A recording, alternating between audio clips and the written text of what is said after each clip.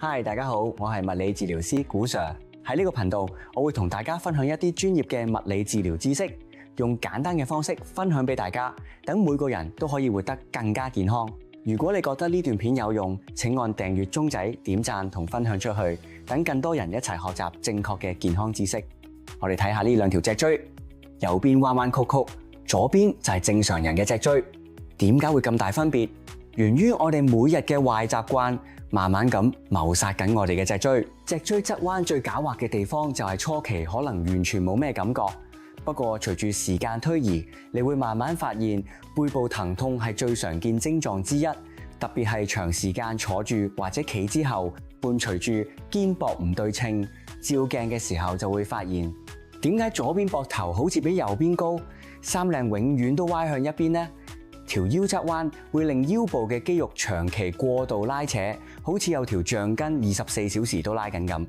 點解明明冇做咩運動，都會成日好緊好唔舒服？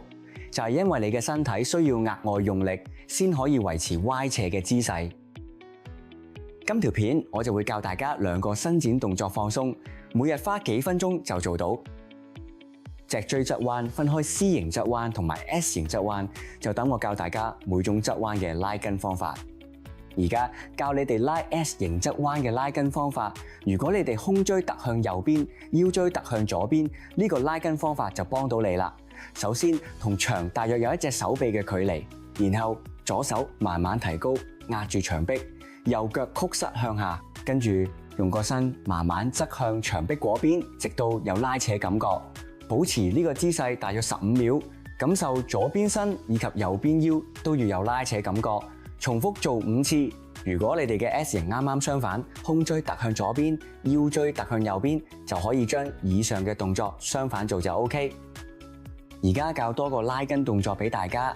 呢個動作好適合 C 型側彎而胸椎突向右邊嘅朋友仔。首先，雙腳分開，距離大約盤骨咁闊，左腳曲膝。要感覺到左邊腰低過右邊腰，右手叉腰，左手伸直向天花板方向，然後上身向右邊彎腰伸展。記住啦，伸展動作做大約15秒左右，慢慢呼吸，重複做5次就 OK。如果你哋嘅 C 型啱啱相反，胸椎突向左邊，咁你哋只要將以上嘅動作調翻轉就可以。脊椎側彎唔會自己好，越早開始矯正，效果越明顯。如果片中有幫到你，俾個 like 支持下，亦都歡迎留言俾我哋。我哋下集見。